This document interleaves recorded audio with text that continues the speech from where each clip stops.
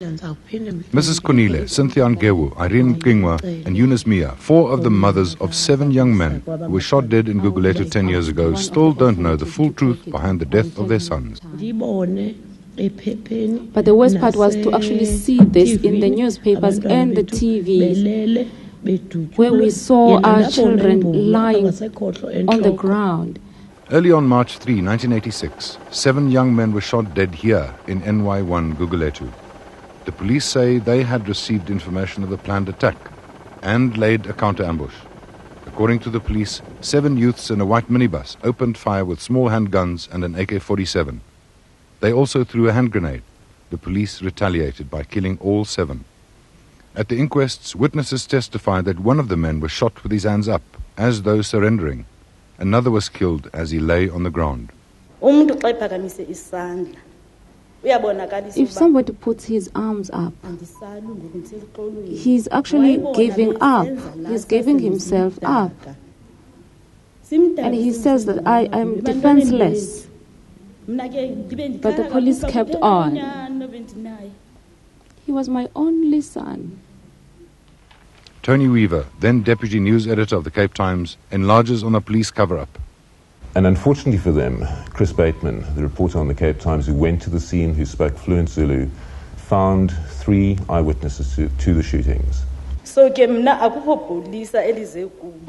no policeman came to me to tell me anything. I saw it with my own eyes on TV.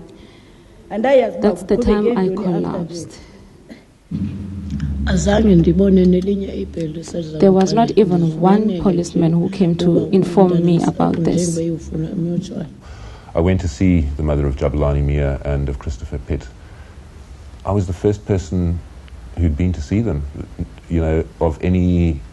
I wasn't an official, I was a journalist, but nobody else had been to see them. At the inquests, even less was understood. What I saw at Whiteberg,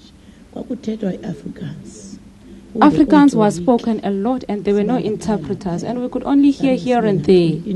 We didn't really understand what was happening because of the Afrikaans that was used at the time. We didn't even know who were the people discussing all these. We had no interpreters. We didn't have interpreters to know what is going on here, to help us with this.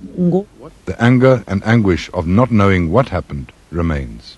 And why did the Boers kill everyone? Couldn't they just warn them?